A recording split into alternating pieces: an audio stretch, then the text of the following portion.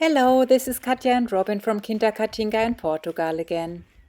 It's olive harvesting time, which means spending all day, every day in our olive trees, picking and pruning.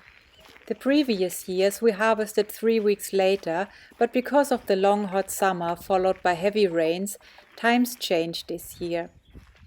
You don't need to become an olive expert because all of a sudden the whole village is harvesting, and even our post is closed because our postman is harvesting his trees too.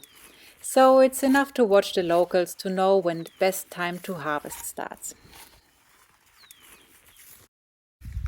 Olives, a very important crop throughout the Mediterranean, have been for thousands of years.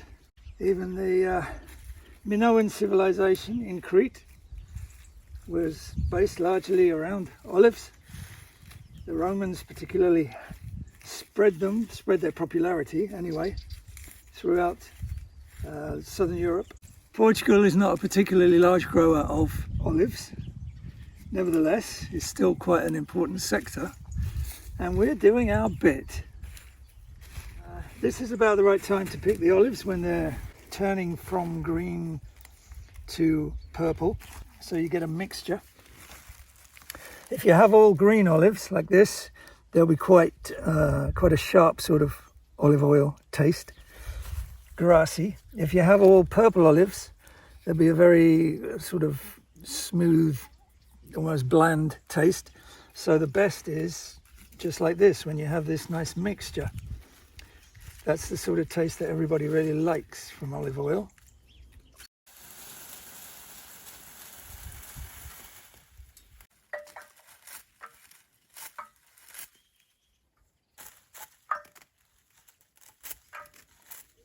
This is an olive comb, not a hair comb, though it probably would work for my hair. But it's just obviously just combs through the leaves, through the twigs, and pulls the olives off. Yeah, so this is a handy tool which does help. It's one step above actually picking them by hand. But of course it's a long way behind the electric tool you can get, which is basically a long pole with a couple of attachments on the top of it, and it basically does that with these long splines and shakes all the leaves off the tree. But it needs to be run from a battery. We don't really have the facilities to keep charging the battery to use one of those, so we just use it old-fashioned manual method. Also, these machines, the big electric comber, they cost in the region of €600. It's not really cost effective for us. These electric harvesters are expensive, but also incredibly fast. We had once the pleasure of a neighbor coming to harvest our olives. We had a deal to share the oil with him. It took him only 2 days for what we could do by hand in 2 weeks. So they are really good, but as Robin said, for €600 we could buy a lot of olive oil. Plus we also enjoy working slowly so close to our trees.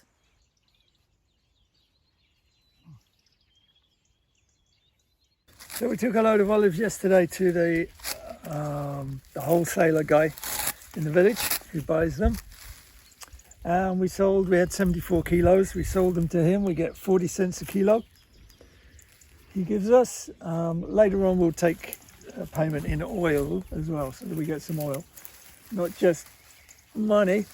Of course it's ridiculous payment when you think about it, 2 half days of work for about €30. But we don't really do it for the money.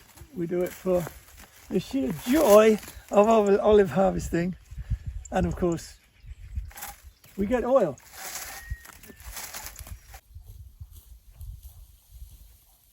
One little advice: if you will ever buy these nets for harvesting, get the biggest size possible, even they are more expensive.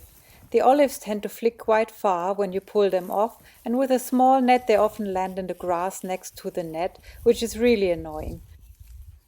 Of course, you can also combine 2 nets for bigger trees.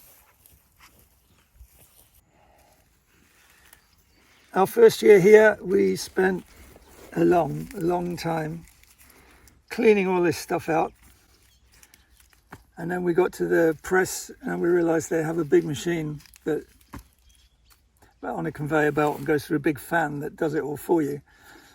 And we realized we'd wasted a lot of time, so now we just get out the bigger stuff. As to yield, generally need somewhere between 8 and 10 kilos of olives for 1 litre of oil. It does vary quite a bit. And the oil actually isn't in the fruit, it's in the stone that's inside. See, most of the fruit is actually the stone in there. That's where the oil is, in there. On days like this, when the weather's nice, it's quite fun to be up in the tree picking olives. But when it's not nice and it's wet and you just get flicked with water all the time and you got the branches in your eyes and the water goes down your sleeves, that's not so nice. We stopped pruning our trees much 2 years ago because we decided to rather have a smaller crop of olives and therefore taller trees that produce more shade on the farm. But here and there pruning still needs to happen because the tree looks very dry and weird, so we force him to produce fresh branches. But thanks to the sheep, nothing goes to waste. The sheep love to eat all these cuttings. Well, they eat all the leaves off them anyway, so it doesn't go to waste. That's all. No.